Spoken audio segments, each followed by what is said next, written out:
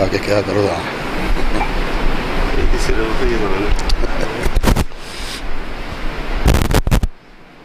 السلام علیکم ورحمۃ اللہ وبرکاتہ۔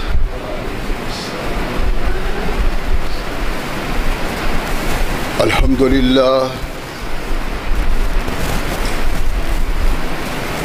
للہ نحمده ونستعینه ونستغفره ونؤمن به ونتوکل علیہ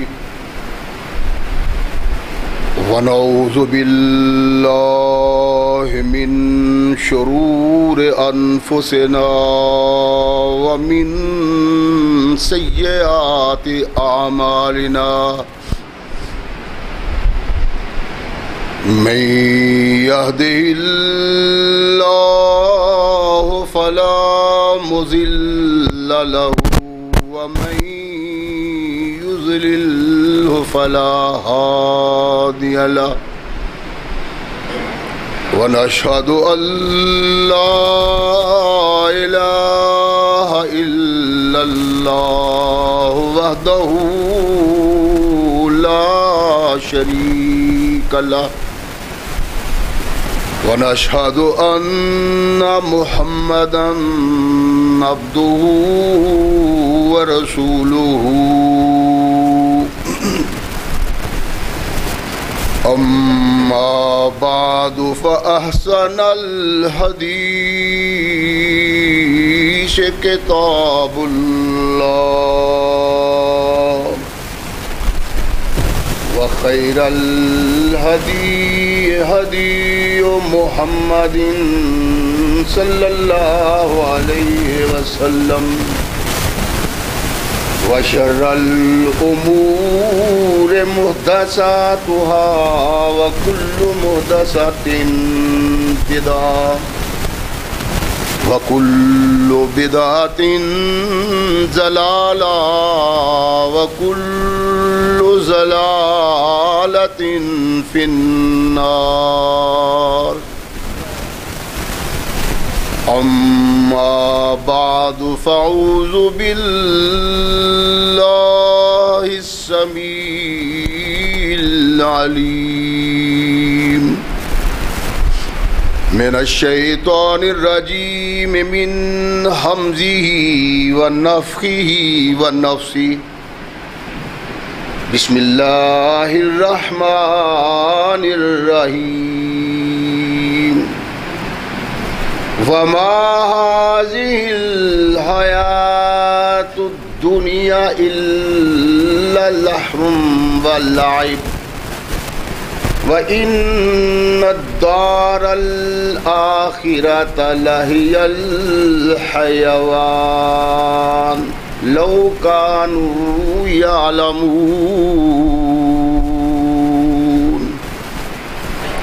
صدق اللہ مولانا العظیم وصدق رسولہ النبی الکریم۔ ہر قسم کی حمد و ثنا، تعریفات و توصیفات اس خالق و مالک کے لیے ہیں جس نے اس ساری کائنات کو تخلیق دیا اور اس کی حسن و آبادی کے لیے حضرت انسان کو تخلیق فرمایا۔ کروڑوں درود و سلام اس ہستی اقدس و مقدس پہ کہ جس کا نام نامی اسم گرامی ہے محمد صلی اللہ علیہ وسلم۔ لاکھوں رحمتیں ان نفوس قدسیہ پہ کہ جنہوں نے سرور کائنات علیہ الصلاۃ والسلام سے اس ضابطۂ حیات کو وصول کیا اور اس کو ہم تک پہنچانے کے لیے اپنا تن من دھن قربان کر دیا۔ اللہ کی یہ بہت بڑی کرم نوازی ہے کہ اس نے اس ضابطۂ حیات کو ہم تک پہنچانے کے لیے ایسے مضبوط ذرائع اور اسباب استعمال فرمائے کہ ان کی موجودگی میں ہم بوانگ دہل کہہ سکتے ہیں کہ یہ ضابطۂ حیات جو آج قرآن کی صورت میں ہمارے ہاتھوں میں موجود ہے، یہ وہی ضابطۂ حیات ہے جو آج سے کم و بیش 1450 سال پہلے نبی کائنات رسول ثقلین حضرت محمد رسول اللہ صلی اللہ علیہ وآلہ وسلم پہ انسانوں کی رشد و ہدایت کے لیے نازل ہوا۔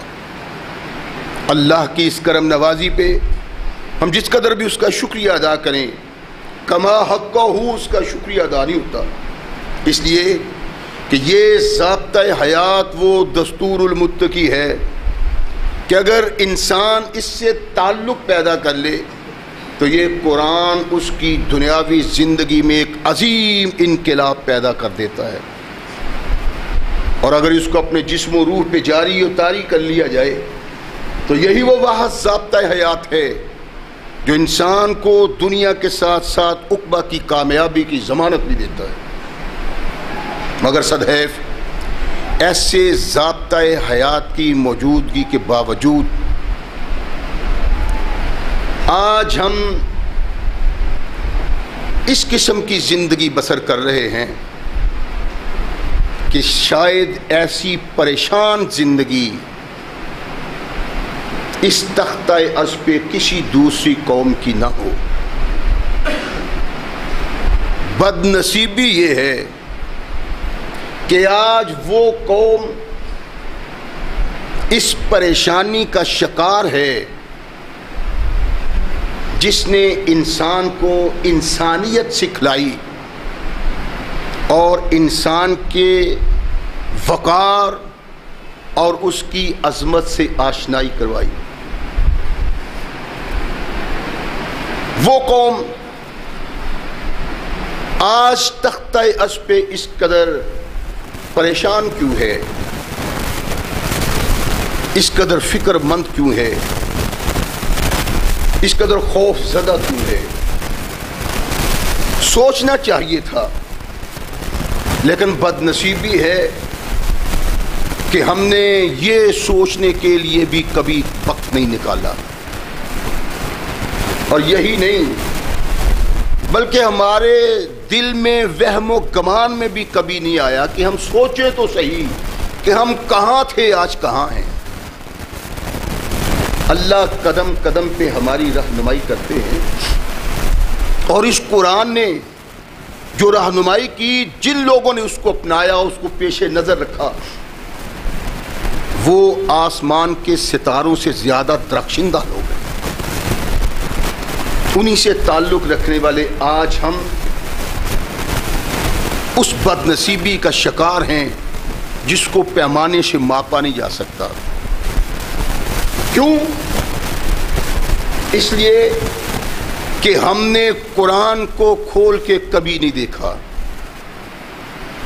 بڑا اگر کوئی کرتا ہے تو قرآن کھولتا ہے، قرآن کی آیات تلاوت کرتا ہے، کوئی ایک سپارہ پڑھ لیتا ہے، کوئی آدھا سپارہ پڑھتا ہے، اور یہ کہ جی ہم نے قرآن پڑھ لیا۔ اصل میں قرآن پڑھنا یہ نہیں، اصل قرآن پڑھنا یہ تھا کہ قرآن آدمی پڑھتا، زبان سے قرآن جاری ہوتا، اور ذہن دماغ میں یہ فکر جاری ہوتی کہ قرآن کہتا کیا ہے، اس کا مقصود کیا ہے، اس کا مطلوب کیا ہے، یہ چاہتا کیا ہے۔ اصل چاہیے یہ تھا، قرآن پڑھنے کا اصل مقصد، قرآن سے تعلق پیدا کرنے کی اصل سوچ اور فکر یہ ہونی چاہیے تھی۔ لیکن ہم میں شاید 90% ایسے لوگ ہوں، بلکہ اس سے بھی زیادہ، جنہیں قرآن تو آتا ہے، الفاظ تو ادا کر دیتا ہے، لیکن اس کو یہ پتہ نہیں کہ یہ جو میں پڑھ رہا ہوں اس کا مطلب کیا ہے، یہ مجھ سے کیا مطالبہ کرتا ہے، اللہ مجھے کیا حکم دے رہے ہیں، مجھے کیا کرنا چاہیے۔ قرآن کے احکامات جب تک آدمی جانتے ہوئے قرآن نہیں پڑھتا، قرآن پڑھنے کا کوئی فائدہ نہیں۔ ثواب تو اس کو ہے، اس کو فائدہ نہیں، کوئی علم ہی نہیں ہے، پتہ ہی نہیں ہے قرآن کہتا کیا ہے۔ اللہ نے قدم قدم پہ ہماری رہنمائی کی ہے، اور ہمیں اس دنیا میں رہ کے اپنی عاقبت کو بچانے کی راہ دی ہے، سبق دیا ہے، درس دیا ہے۔ لیکن ہم بد نصیب ہیں، قرآن تو ہمارے پاس موجود ہے، لیکن اس سے رہنمائی کی صلاحیت نہیں۔ اللہ ارشاد فرماتے ہیں کہ یہ جو تم دنیا کی زندگی بسر کر رہے ہو نا، اور اسی میں گم ہو گئے ہو، دن رات دنیاوی کامیابیوں اور کامرانیوں کے لیے، مال و دولت اکٹھا کرنے کے لیے سوچ و بچار کرتے رہتے ہو، تدبیریں کرتے رہتے ہو۔ وما هذه الحیات الدنیا الا لہو ولعب، فرمایا یہ تو کھیل تماشا ہے، ذرا دیکھا خوش ہو گئے، دل خوش ہوا تو بس۔ فرمایا یہ کوئی بات نہیں، وَإِنَّ الدَّارَ الْآخِرَةَ لَهِيَ الْحَيَوَانُ، تمہیں یہ سمجھ لینا چاہیے کہ دراصل زندگی آخرت کی زندگی، اور جس کو اللہ نے آخرت کی زندگی قرار دیا اور ہم سے مطالبہ کیا کہ اس کے متعلق سوچو، جو اصل ہے، تم کس چیز میں الجھ گئے ہو؟ تمہارا مقصود یہ تھا، کنتم خیر امۃ اخرجت للناس تأمرون بالمعروف وتنہون عن المنکر، اور تم صرف اپنے لیے پیدا نہیں ہوئے تھے، تمہیں اس لیے منتخب نہیں کیا گیا تھا اپنے متعلق سوچو، بلکہ تمہیں تو لوگوں کی فکر کے لیے پیدا کیا تھا، لوگوں کی اصلاح کے لیے پیدا کیا تھا، لوگوں کی رہنمائی کے لیے پیدا کیا تھا، تم اپنی ذات میں گم ہو گئے ہو۔ فرمایا یہ کوئی زندگی نہیں، زندگی یہ ہے کہ تم اپنی آخرت کو سنوارنے کے لیے آج ایسی زندگی بسر کرو کہ کل کی زندگی میں تم اس پہ بھی فخر کر سکو۔ فرمایا یہی بات ہے کہ اصل زندگی گئی، لو کانوا یعلمون، کاش قرآن کے مخاطب، کاش قرآن سننے والے اس بات کو جان سکتے کہ اس دنیا کی کوئی حیثیت نہیں، اصل دنیا وہی ہے۔ اور نبی رحمت محمد رسول اللہ صلی اللہ علیہ وسلم نے جس انداز سے اس کی رہنمائی کی ہے، اس تختہ عرض پہ کسی انسان نے ویسی رہنمائی نہیں کی کہ یہ کچھ نہیں جہاں تم دل لگا کے بیٹھے ہوئے ہو، یہ کچھ نہیں جہاں کے لیے تم دن رات مصروف رہتے ہو، یہ کچھ نہیں جس کو پانے کے لیے رات کا سکون بھی برباد کر دیا ہے اور دن کا چین بھی چھوڑ دیا، اس کی کوئی حیثیت نہیں۔ اصل تو وہ ہے، نبی رحمت محمد رسول اللہ صلی اللہ علیہ وسلم کا کردار ایسا ہے کہ انسان اگر محمد الرسول اللہ کے احکامات کی طرف دیکھے، اس کے اندر انقلاب آ جاتا ہے اور اندر یہ سوچ پیدا ہوتی ہے کہ تیرے آنے کا اصل مقصد یہ ہے اس دنیا کو بسر کر کے اپنی آخری دنیا کو بہترین بنا لے۔ رحمت کائنات محمد رسول اللہ صلی اللہ علیہ وسلم صبح کی نماز پڑھا رہے ہیں، نماز سے فارغ ہوئے، اٹھ کے چلنے لگے تو بعض انصار نبی رحمت محمد رسول اللہ صلی اللہ علیہ وسلم کے سامنے آ گئے۔ اللہ کے نبی علیہ السلام نے ان کو دیکھا تو چہرہ اقدس و مقدس پہ مسکراہٹ پھیل گئی۔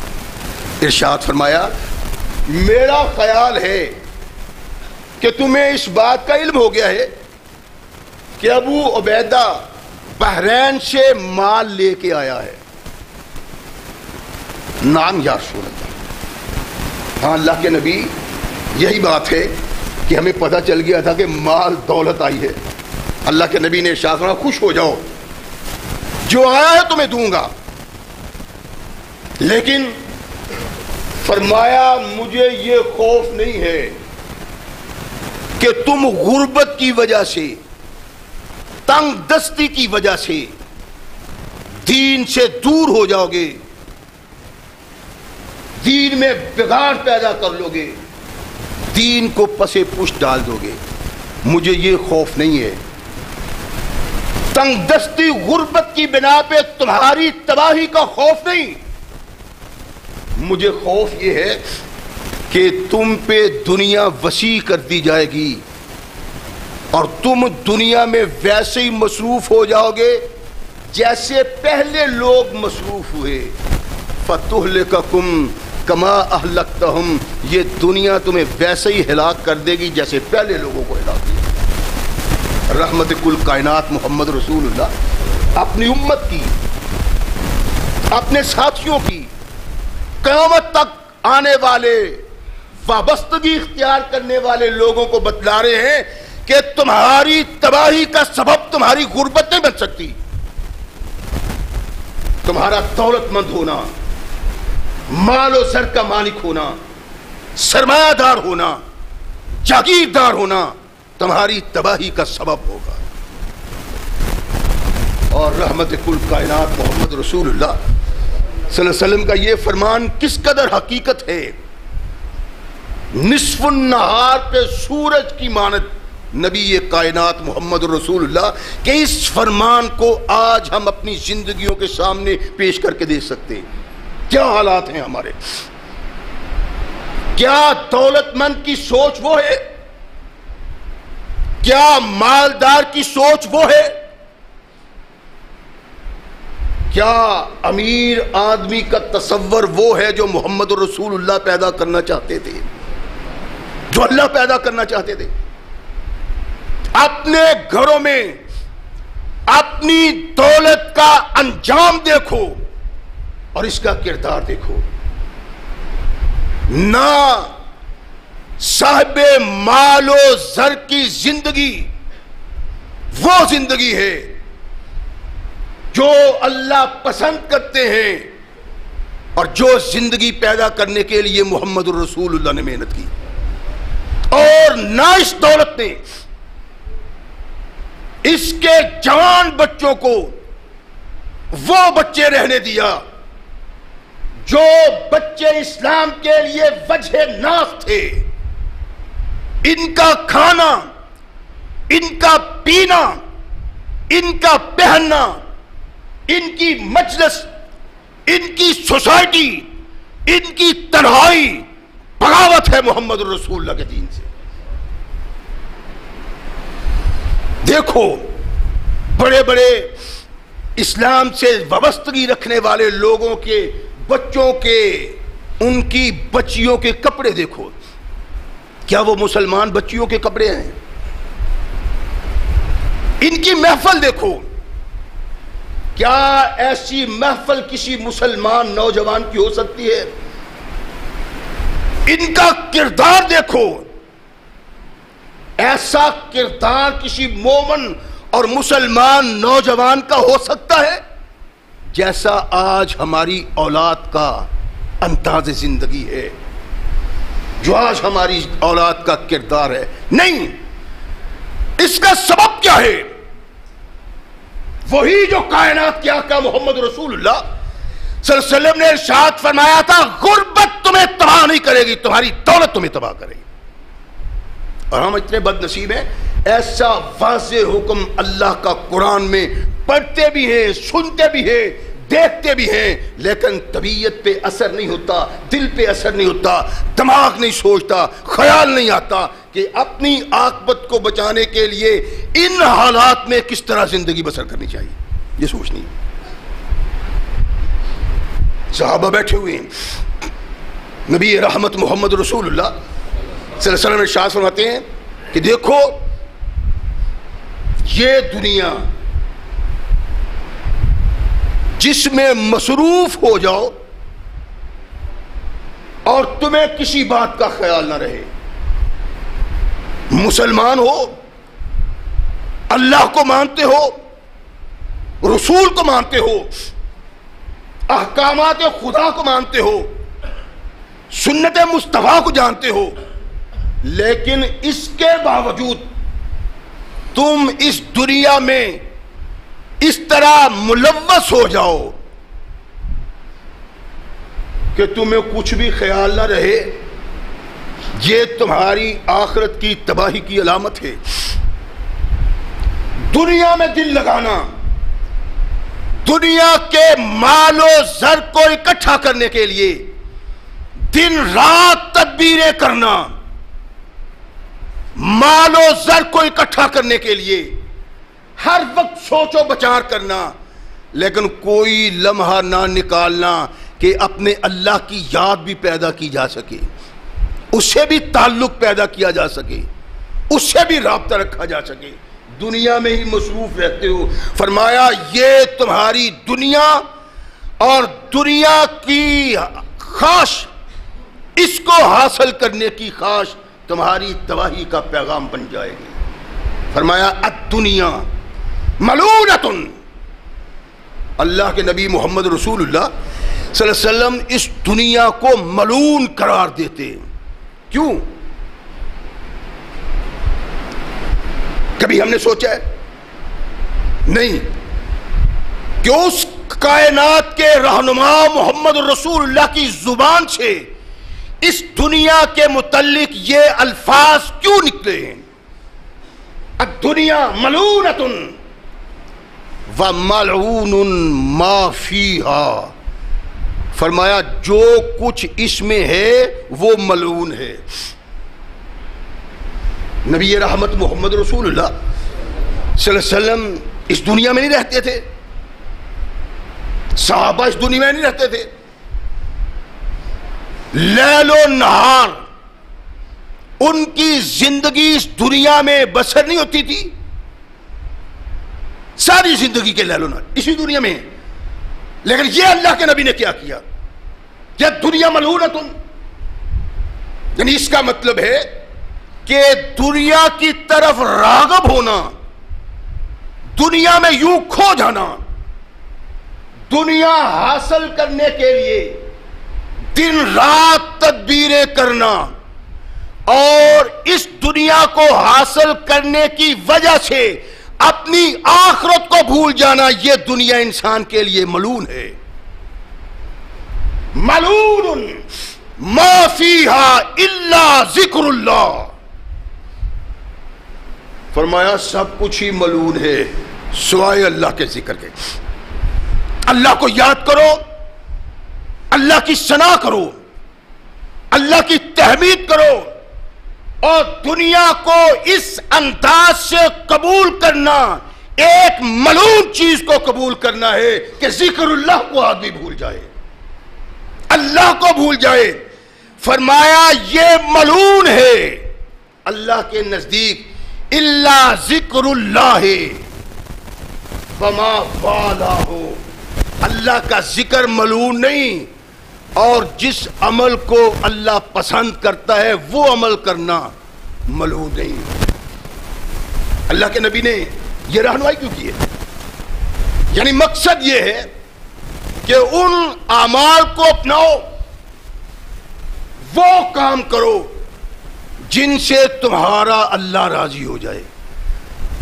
ہر سوچ، ہر تصور، ہر خیال جو اللہ سے دور کرتا ہے اس دنیا کی بنا پہ، تب یہ دنیا ملعون بن جاتی ہے. کیا ہم نے کبھی سوچا ہے؟ اللہ کے نبی نے ارشاد فرمایا وما والہ، ایک ذکر اللہ کا اور ایک وہ عمل جو اللہ کو پسند ہے وہ ملعون نہیں. کیا ہے ہمارا عمل؟ کیا ہمارے لیل و نہار میں دنیا کو اکٹھا کرنے کے ساتھ ساتھ اعمال کے لحاظ سے اس ذلت تک گر جانا؟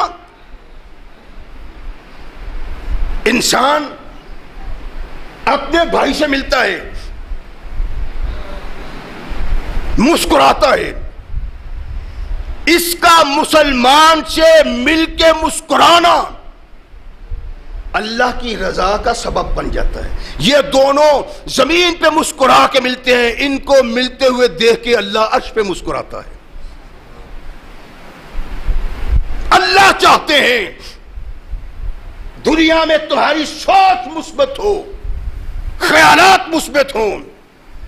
جب انسان کے سامنے اس کے بھائی کی عزت سے کھیلا جائے، یہ تڑپ اٹھے اور اس کی عزت کا دفاع کرنے کے لیے میدان میں آئے. کیا ہم اپنے بھائی کی عزت کا دفاع کرتے ہیں یا پامال کرتے ہیں؟ اور غیبت، چغلی، اپنے بھائی کی عزت کی پامالی ہمارے اعمال بنے ہیں.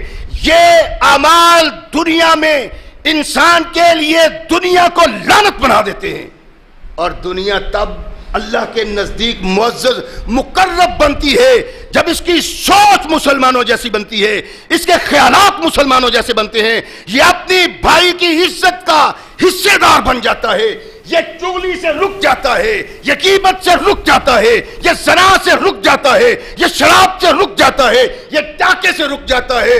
یہ اپنے ساتھ ساتھ اپنے بھائی کو کھڑا کرنے کے لیے جد و جہد کرتا ہے. فرمایا یہ اللہ کے نزدیک محبوب زندگی ہے، جس سے ہٹ کے ہے وہ ملعون دنیا ہے. سوچیں آپ، میں بھی سوچتا ہوں کہ کونین کی آقا محمد رسول اللہ صلی اللہ علیہ وسلم کے اس فرمانے کا مقصد کیا ہے؟ الدنیا ملعونۃ، ملعون ہے الا ذکر اللہ، یعنی ہر چیز کو اللہ کے نبی نے ملعون قرار دے دیے. الا ذکر اللہ، سوائے اللہ کے ذکر کے. وما والا ہو، اور اس عمل سے جو اللہ کو پسند اور محبوب ہو. وگرنہ یہ دنیا انسان کے لیے لعنت کا سبب بن جاتا ہے. تبھی انسان محفوظ رہ سکتا ہے اس خطرناکی سے اگر اس کی زندگی کا اٹھنا بیٹھنا ہر لمحہ اللہ کے احکامات اور محمد کے فرمان کے مطابق ہو جاتا ہے. ذکر کرنا، اذکار کرنا، میرا یہ مقصد ہے کہ آنے والے دن ہمارے لیے رحمت کا پیغام لے کے آ رہے ہیں. ہمیں یہ خیال کرنا چاہیے، ہمیں یہ سوچنا چاہیے کہ کس طرح ہم نے زندگی بسر کرنی ہے. لوٹ سے لگنے والی ہے، سیزن آ رہا ہے ایمان کا، عمل صالحہ کا، نیکی کا، اللہ کو راضی کرنے کا، اور کائنات کے آقا محمد رسول اللہ صلی اللہ علیہ وسلم کی سنت کو عام کرنے کا. نبی رحمت محمد رسول اللہ صلی اللہ علیہ وسلم ارشاد ہے لو کانا لابن آدم وادیاً من ذہب، یہ انسان جو دن رات لگاتار محنت کرتا رہتا ہے، مشقت کرتا رہتا ہے، مصروف رہتا ہے کہ دنیا کو اکٹھا کیا جائے، دنیا کو سمیٹا جائے. اللہ کے نبی نے ارشاد فرمایا اگر اس آدم کے بیٹے کے لیے ایک جنگل سونے کا ہو، لابن آدم وادیاً من ذہب، اگر اس کے لیے پورا جنگل سونے کا بھرا ہوا ہو، مال و زر کی بہتات، دولت کی انتہا، تو کیا یہ آدم کا بیٹا اللہ کی اس عطا پہ خوش ہو کے اللہ کی ثنا کرے گا، حمد کرے گا، تعریف اور توصیف کرے گا، اللہ کی دی ہوئی نعمت پہ اس کے احسان کا شکریہ کرے گا؟ کیا یہ اللہ والا بن جائے گا؟ کیا اس کو احساس ہوگا، یہ مطمئن ہو جائے گا کہ اللہ نے جو مجھے دیا ہے الحمدللہ؟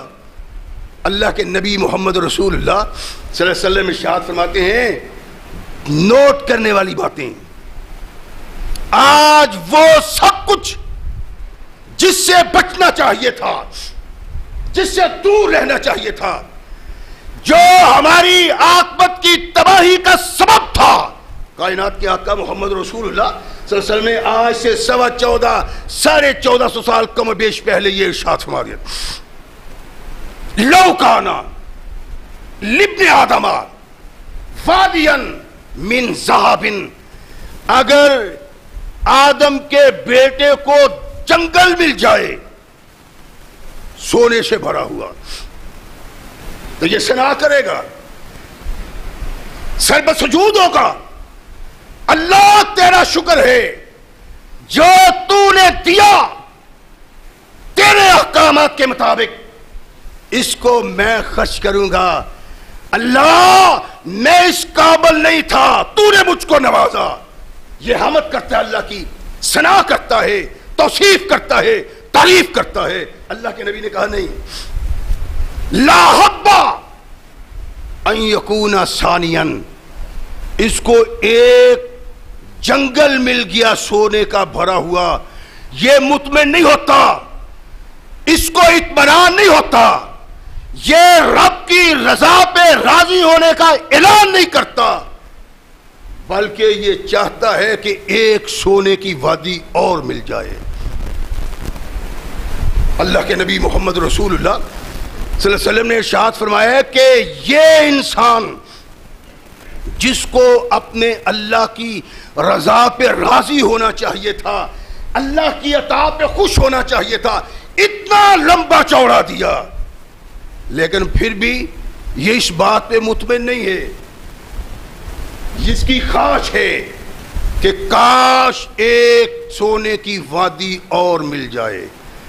ولا یملأ فاہ الا التراب، فرمایا انسان کے دل کو، اس کے منہ کو کوئی نہیں بھر سکتا سوائے قبر کی مٹی کے۔ کب تک کرتا ہے؟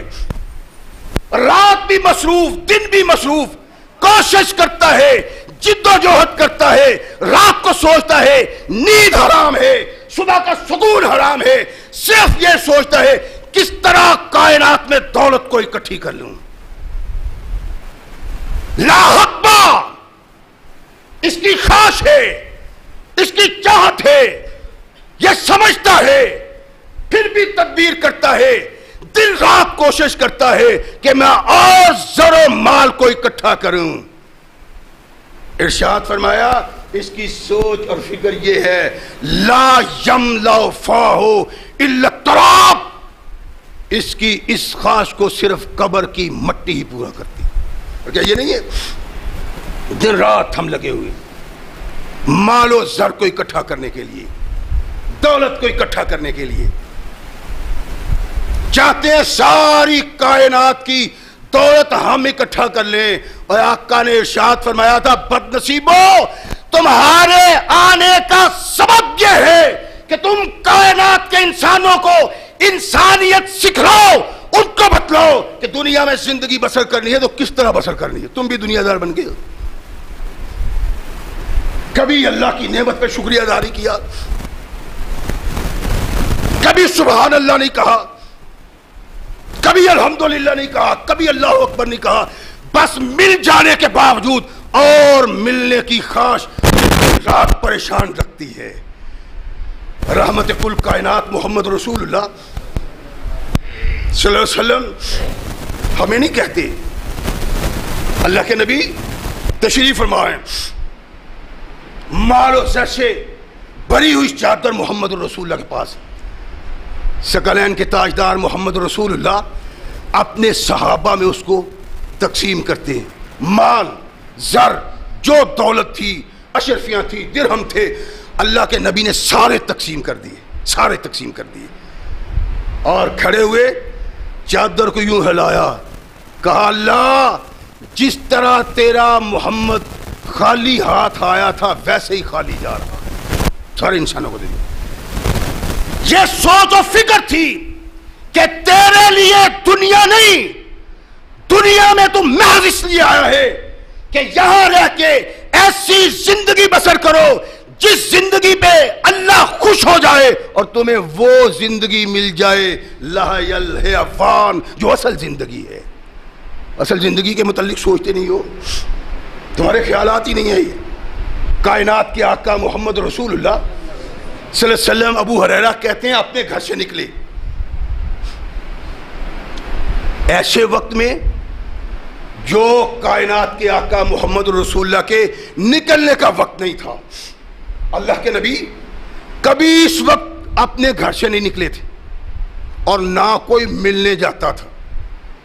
آج رحمت کل کائنات محمد رسول اللہ صلی اللہ علیہ وسلم باہر تشریف لائے، ابو بکر صدیق ملے، ابو بکر تیرے آنے کا سبب کیا ہے؟ اور اس وقت اللہ کے نبی دیدار محبوب کرنا چاہتا تھا، خوش نصیب بننا چاہتا تھا، آپ سے ملاقات کرنا چاہتا تھا، اس مکھڑے کو دیکھ کے دل کو ٹھنڈک پہنچانا چاہتا تھا اور مقصود تھا اپنے آقا کو سلام کر کے آتا۔ ابو بکر صدیق اور محمد رسول اللہ یوں ہی باتیں کر رہے ہیں کہ عمر آ گئے۔ ما جا بکا یا عمر، عمر تجھے اس وقت کون سی چیز لے کے آئیے؟ کیا وقت ہے؟ نصف النہار پہ سورج آگ برسا رہا ہے، لوگ سایہ ڈھونڈتے ہیں، گھروں میں بیٹھے ہوئے ہیں، اور کبھی کائنات کے آقا محمد رسول اللہ اس وقت باہر نہیں نکلے۔ ابو ہریرہ کہتے ہیں وہ بھی، ابو بکر بھی، عمر تم؟ قال الجوع یا رسول اللہ، عرض کرنے لگے اللہ کے نبی مجھے بڑی بھوک لگی ہوئی تھی اس لیے باہر نکلا ہوں۔ مقصد کیا تھا کہ شاید کو اللہ والا مل جائے وقت کھانے کا، کہ آؤ عمر کھا لے۔ کیا یہ غربت کا دور تھا؟ نہیں نہیں، یہ وہ دور ہے جب خیبر فتح ہو چکا ہے، مال غنیمت آتا ہے، غلام آتے ہیں، لونڈیاں آتی ہیں، دولت مصطفیٰ کے قدموں میں ڈھیر کی صورت پڑی ہوئی ہے، صحابہ کو نوازا جاتا ہے۔ ایسا دور ہے یہ دور جب محمد رسول اللہ اپنے گھر سے اس وقت نکلتے ہیں جب کبھی نہیں نکلے۔ عمر تم کیوں نکلے ہو؟ اللہ کے نبی بھوک نے تنگ کیا۔ ارشاد فرمایا یار تھوڑی سی بھوک تو مجھے بھی لگی ہوئی ہے۔ اچھا چلو چلتے ہیں۔ نبی رحمت محمد رسول اللہ اپنے دونوں ساتھیوں کو، لاڈلوں کو، پیاروں کو لے کے چلتے ہیں ابو حسم کے گھر۔ کنڈی کھٹکھٹائی، کون؟ انا محمد صلی اللہ علیہ وسلم، اہلم و سہلا مرحبا۔ عورت کی آواز آتی، آقا اہلم و سہلا۔ فرمایا کہ ابو حسم کہاں ہے؟ عرض کہ اللہ کے نبی گھر میں میٹھا پانی نہیں تھا، وہ میٹھا پانی لینے گئے، آپ تشریف لائیں۔ ابھی نبی رحمت محمد رسول اللہ باتیں کر رہے ہیں تو ابو حسم آ جاتے۔ دور سے دیکھا اپنے دروازے پہ محمد کریم علیہ السلام، مشک چھوڑا پھینک دیا وہاں، آئے اللہ کے نبی کے ساتھ لپٹ گئے۔ اللہ کے نبی یہ خوش نصیبی میری کہ میرے جیسے غلام کے دروازے پہ کائنات کے آقا محمد مصطفیٰ چمٹ گئے، چوما محمد رسول اللہ کو۔ اللہ کے نبی آئیے باغ میں تشریف لے جائیے، کھجوروں کا باغ ہے۔ صحابی رسول نے ایک گچھا اتارا، سائے میں نبی ایک کائنات محمد رسول کو چادر بچھا دی، گچھا اتار کے محمد رسول اللہ کے حضور پیش کیا۔ اللہ کے نبی نے ارشاد فرمایا ابو حسن یہ یاد تو نے کیا کیا ہے؟ وہ تازہ تازہ بنی ہوئی کھجوریں لا کے دیتے۔ کہنے لگا اللہ کے نبی میں نے یہ چاہا ہے کہ محمد کریم اپنی پسند کی توڑ توڑ کے کھجوریں کھائیں۔ نبی رحمت محمد رسول اللہ صلی اللہ علیہ وسلم نے وہ کھجوریں کھائیں، پانی ٹھنڈا پیا۔ ابو حسن اللہ کے نبی کے لیے وقت ہے کھانے کا، روٹی تیار کرنے کے لیے جا رہے ہیں۔ ارشاد فرمایا ابو حسن کوئی دودھ والا جانور ذبح نہ کرنا۔ نبی کائنات محمد رسول کھا رہے ہیں، کھا لیا، ٹھنڈا پانی پی لیا، اپنے دونوں یاروں کی طرف دیکھا اور کہا ہذہ والذی نفس بیدہ من النعیم الذی تسالون عنہ یوم القیامہ۔ اور میرے صحابہ یہ اللہ کی وہ نعمت ہے، قیامت کے دن اللہ نے تم سے اس کا سوال کرنا ہے۔ میں نے تم پہ احسان کیا، یہ نعمتیں دی، میری نعمت کھانے کے بعد تو نے میرا شکریہ کیسے ادا کیا؟ فاروق اعظم سن رہے، کھایا کیا ہے؟ کھجوریں۔ اللہ کے نبی نے کہا یوں سائے میں بیٹھنا، کھجوریں کھانا، ٹھنڈا پانی پینا، قیامت کے دن اس کا اللہ کو حساب دینا ہے۔ اللہ کے نبی کے صحابہ تو کہاں اٹھے؟ کیا ہماری بھی سوچ ایسی ہے؟ ایئر کنڈیشن میں بیٹھا ہوا ہے، بنا ہوا گوشت کھا رہا ہے، بریانی آ رہی ہے، فریدی آ رہی ہے، یہ دونوں ہاتھوں سے لگا ہے، اور کبھی اس بد نصیب نے کھا کے الحمدللہ نے کہا، ڈکار مارتا لمبا چوڑا اپنے ہاتھ پہ سمیت۔ تجھے احساس نہیں کہ کائنات کے آقا نے ارشاد فرمایا قیامت کو تمہیں اس کا حساب دینا ہے، ایک ایک لقمے کا حساب دینا ہے۔ کائنات کے آقا محمد رسول اللہ صلی اللہ علیہ وسلم نے صحابہ کو اس انداز سے یہ بات سکھائی تھی کہ صحابہ قدم قدم پہ سوچتے تھے کہیں کوئی ایسا کام نہ ہو جائے، عمل نہ ہو جائے جس کا اللہ کو قیامت کو جواب نہ دیا جا سکے۔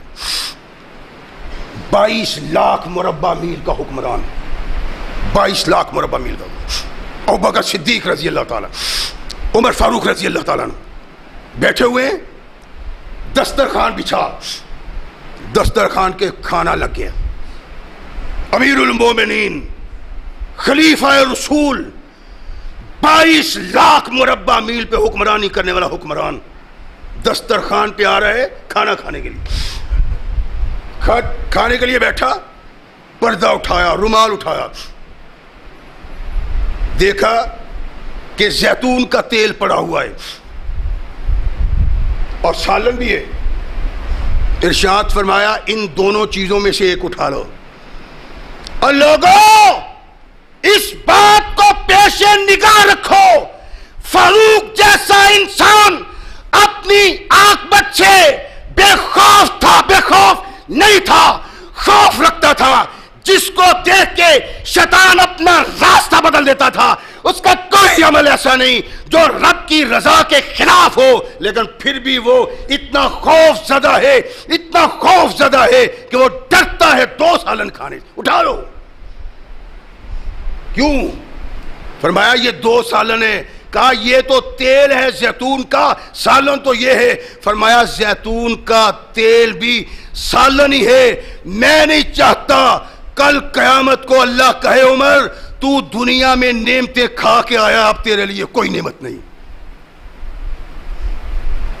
ہم نے کبھی سوچا ہے ہمارے دسترخوان پہ کیا ہوتا ہے، کیا کیا کھاتے ہیں، کیا کیا پیتے ہیں، کیسے عیش و طرب کی زندگی ہے، اور کبھی آ کے مسجد میں اپنی جبین کو جھکا کے اللہ کے سامنے آنکھوں سے آنسو بہا کے کہا اللہ تو دیتا ہے، تیری نعمتوں پہ شکر کرنا چاہوں تو ساری زندگی شکر ہی نہیں کر سکتا۔ کبھی کسی نے کہا ہے؟ کوئی ہے کھا کے کہا الحمدللہ الذی اطعمنی وسقانی وجعلنی من المسلمین۔ اب تجھے رب کی ثنا تحمید کی فرصت نہیں۔ محمد رسول اللہ صلی اللہ علیہ وسلم کے صحابہ اچھے کھانے چھوڑ دیتے تھے کہ قیامت کو اللہ کس کا جواب نہ دینا پڑے۔ ہمارا نہ دن نہ رات، سوچیں خیالات ہی ہے، دنیا اکٹھی کر لو، دولت اکٹھی کر لو۔ 22 لاکھ مربع میل کا حکمران، 2 سالن نہیں کھا، سالن بھی نہیں ہے، ایک تیل ہے، اس نے کہا تیل بھی سالن ہے، یا تیل رہنے دو یا یہ سالن رہنے دو، 2 نہیں میں کھانا چاہتا، کل قیامت کو میں اپنے اللہ کو کیا جواب دوں۔ عمر فاروق جیسا انسان اگر یہ سوچتا ہے، میں نے کبھی سوچا ہے، آپ نے کبھی سوچا ہے؟ اور اس سے اللہ اور اللہ کے رسول نے منع نہیں کیا، کھاؤ اچھا کھاؤ، لیکن اچھا کھا کے اپنے اللہ کو بھی یاد کرو، اپنے اللہ کے احکامات کو بھی پیش نگاہ رکھو، اپنے اللہ کے فرمان کو بھی پیش نگاہ رکھو۔ اور قرآن تمہیں کہتا ہے خود بھی کھاؤ، اچھا کھاؤ، لیکن تمہیں تمہارے ہی لیے نہیں دیا، لوگوں کے لیے دیا ہے، ان کا حصہ بھی ان کو دو۔ تم اکیلے ہی ڈکار جاتے ہو۔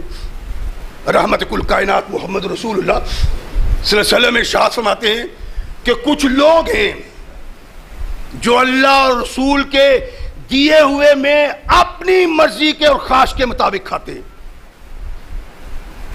رحمت کل کائنات محمد رسول اللہ صلی اللہ علیہ وسلم ارشاد فرماتے ہیں دیتا اللہ ہے، تقسیم محمد نے کیا صلی اللہ علیہ وسلم۔ جیسے اللہ کے نبی علیہ الصلوۃ والسلام نے اس صحابی کو کہا، ابو حسن کو کہا تیرے پاس بکریاں بھی ہیں، باغ بھی ہیں، دولت بھی ہے، اور خادم کوئی نہیں؟ اللہ کے نبی نے خادم کوئی نہیں ہے. فرمایا اچھا اب اگر غلام آئیں گے نا تو مجھے یاد دلانا، تجھے خادم دے دوں گا. دیکھیں خدا کی قسم، محمد کریم کے صحابہ وہ تھے کہ جن کی نظیر ان کے بعد پیدا نہیں ہو سکی. مجھے بتانا.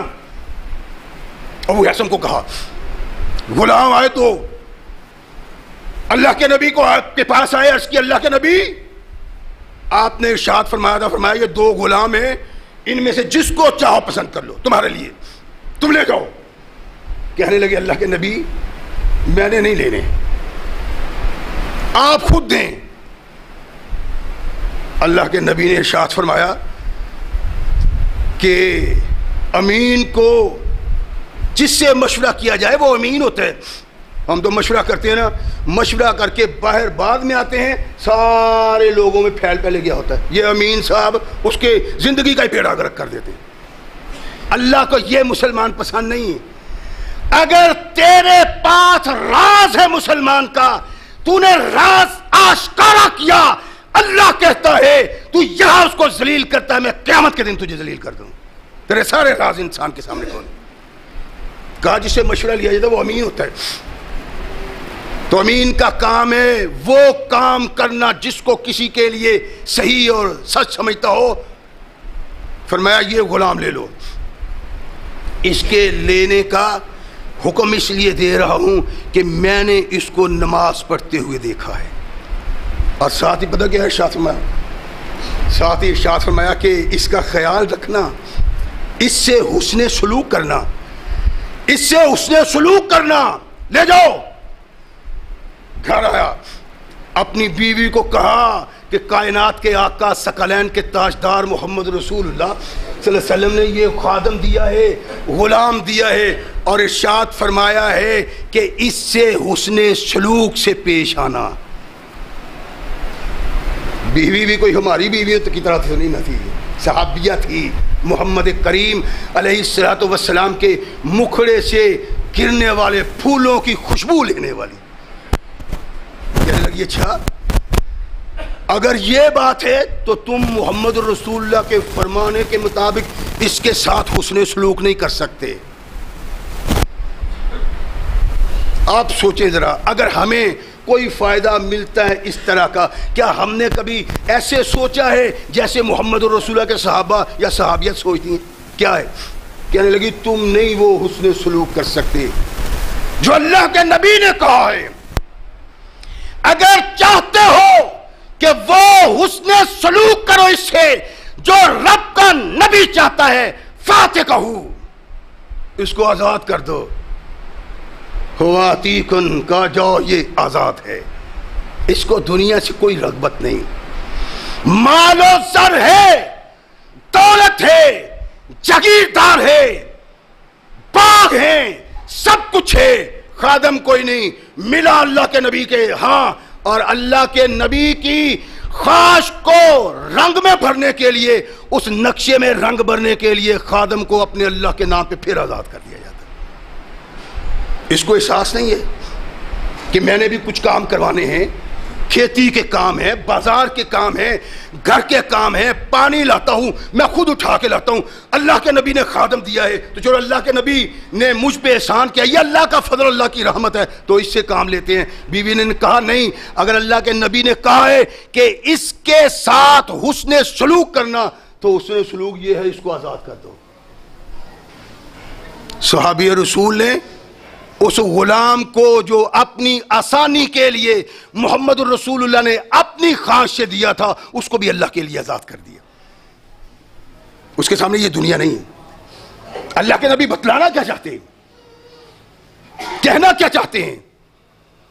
ارشاد فرمایا کہ وہ شخص جو اللہ اور رسول کے دیے ہوئے میں سے اپنی خواہش کے مطابق خرچ کرتا ہے،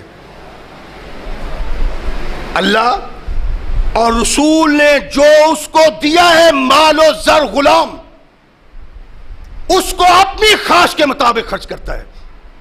ہمیں تو نہیں نا اللہ دیتا، ہم تو اپنی عقل سے لیتے ہیں، اپنے فکر سے لیتے ہیں، اپنے علم سے لیتے ہیں. اپنی سوچ سے لیتے ہیں، اللہ نہیں دیتا، اللہ دیتا ہے، ہم کیسے خرچ کرتے ہیں؟ سوچو مسلمانوں، اللہ کے نبی نے کہا اس دنیا میں ہمیشہ نہیں رہنا، اس کی فکر کرو جہاں ہمیشہ رہنا ہے۔ اللہ بھی کہتا ہے کہ اصل زندگی تو وہ ہے، تم کس زندگی کے پیچھے پڑے ہوئے ہو۔ کائنات کے آقا محمد رسول اللہ صلی اللہ علیہ وسلم نے ارشاد فرمایا کہ کچھ لوگ وہ ہیں جو اللہ اور رسول کے دیے ہوئے میں اپنی مرضی کے ساتھ خرچ کرتے ہیں۔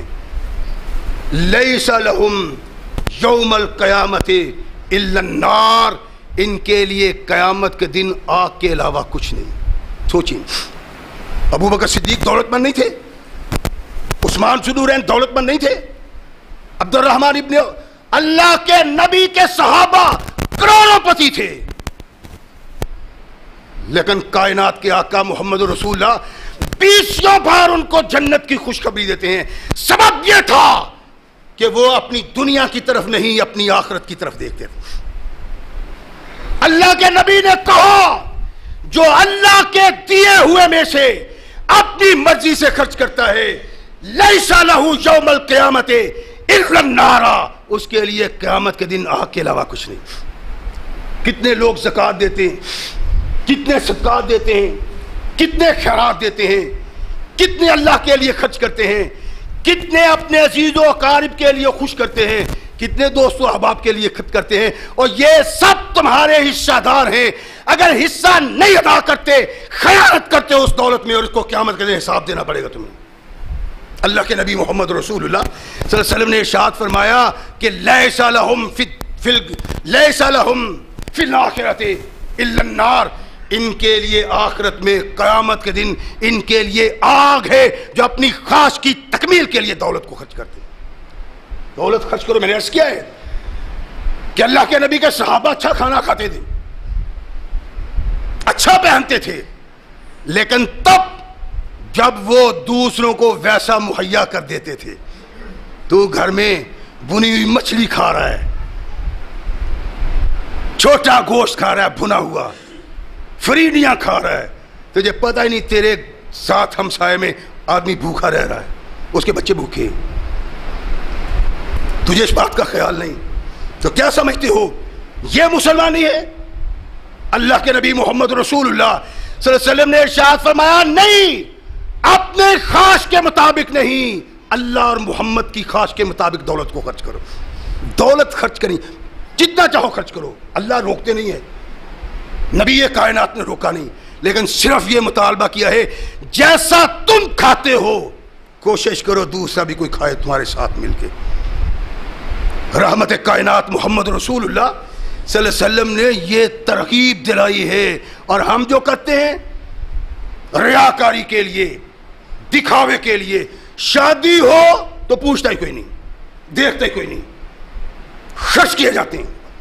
یہ رات شب برات گزر گئی، پتہ نہیں کہاں سے یہ رات اتنی مقدس لے کے آ گئے ہیں کہ اس میں یہ ہوگا وہ ہوگا فلاں، پتہ نہیں کہاں سے لے لیے، لیکن عبادت کی رات ہے۔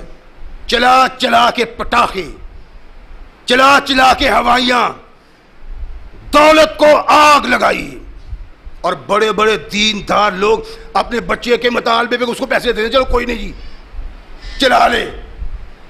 اللہ کہتے ہیں فضول خرچی نہ کرو، ان المبذرین کانوا اخوان الشیاطین والشیطان کان للانسان کفورا۔ کیا ہے کہ شیطان اللہ کا منکر ہے، اور جو فضول خرچی کرتا ہے وہ شیطان کا بھائی ہے۔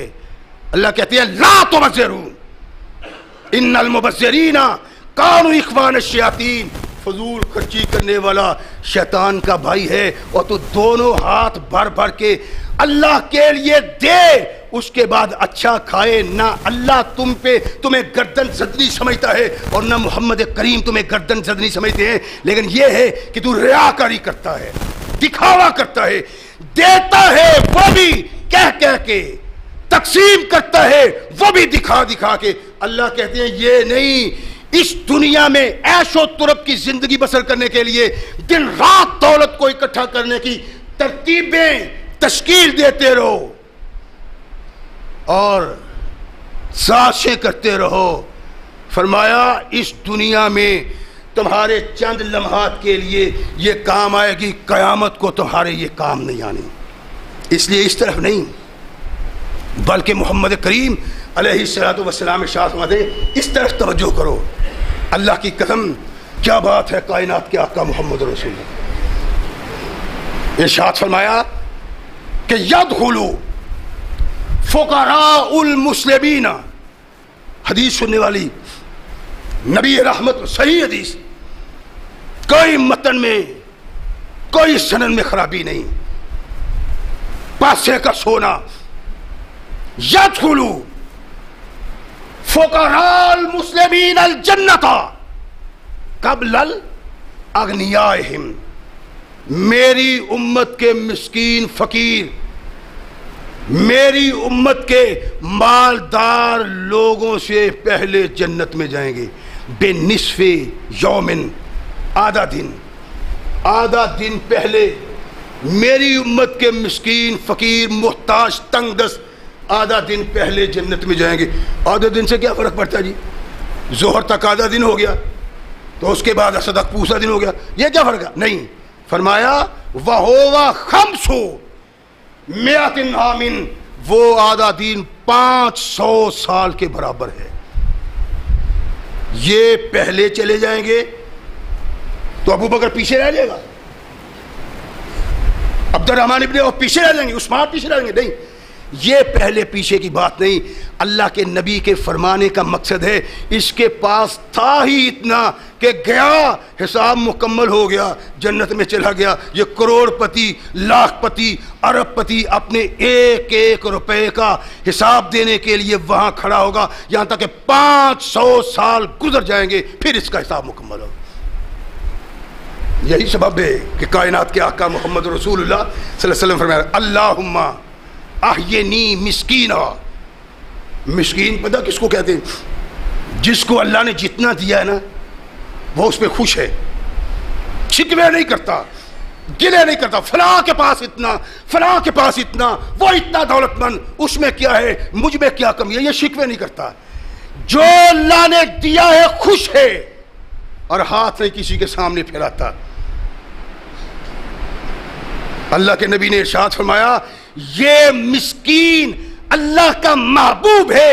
اللہ نے مسکین کا ذکر اپنے محبوب کے سامنے ایسے کیا، اس انداز سے کیا کہ محبوب دعا کے لیے ہاتھ اٹھاتا ہے اللہم احینی مسکینا وامتنی مسکینا واحشرنی فی زمرۃ المساکین یوم القیامہ.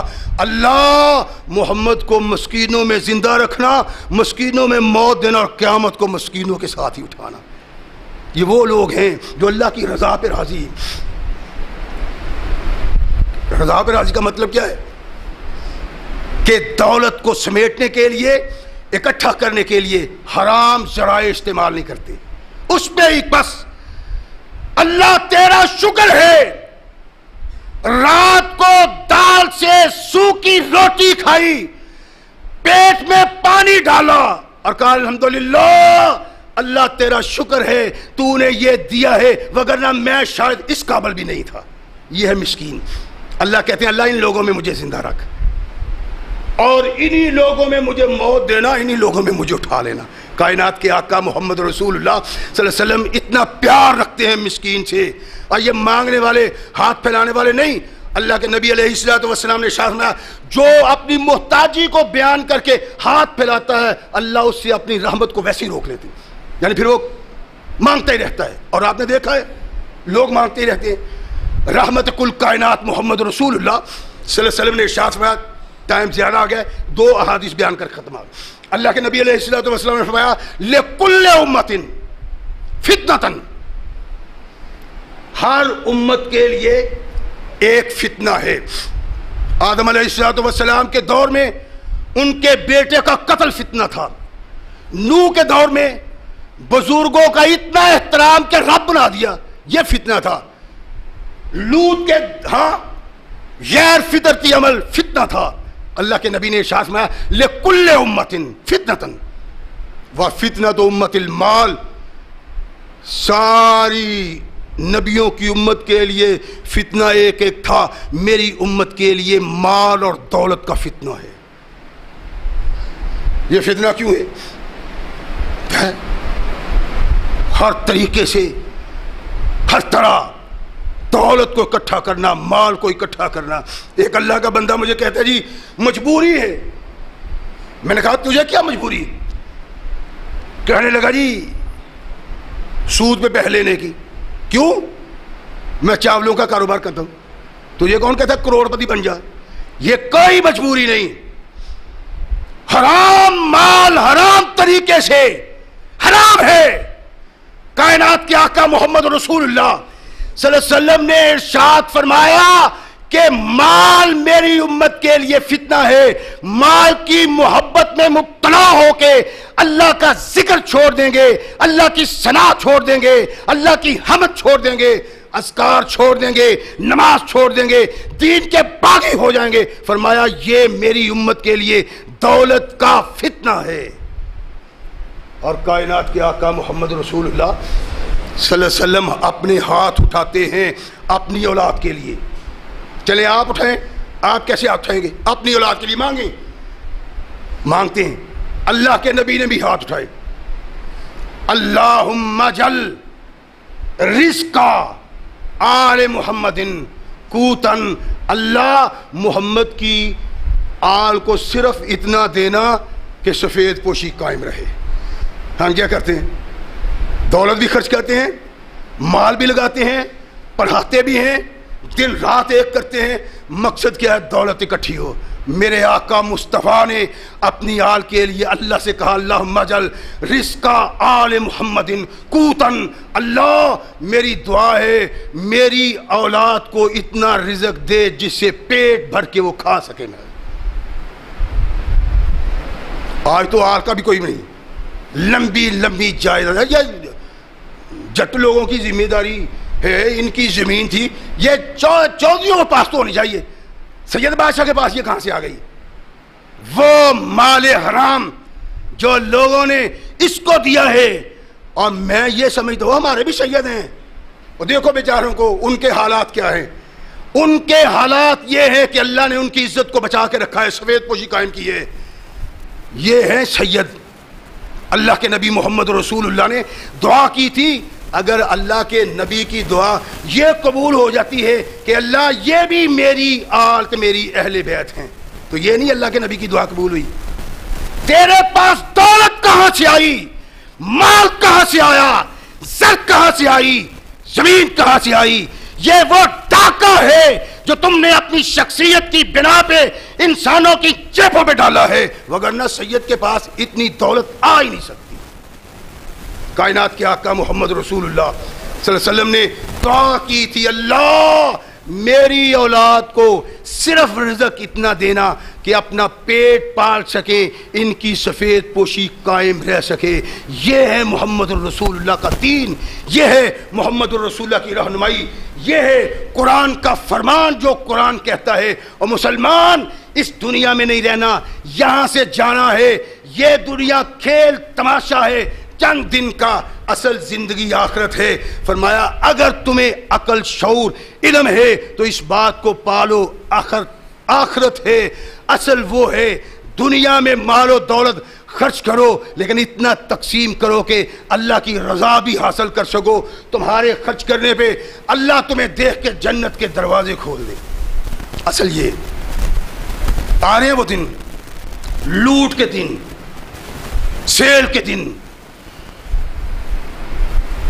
لوٹو اس طرح جس طرح محمد رسول اللہ صلی اللہ علیہ وسلم ارشاد ہوا. اپنی مال و دولت کو اللہ کے لیے نچھاور کر دو، اللہ کی رضا کے لیے، اللہ کی محبت میں، اللہ کی خوشنودی کے لیے. کھاؤ پیو پہنو اچھا، لیکن صرف نہ پہنو، کل قیامت کو اس کا جواب دینا ہے.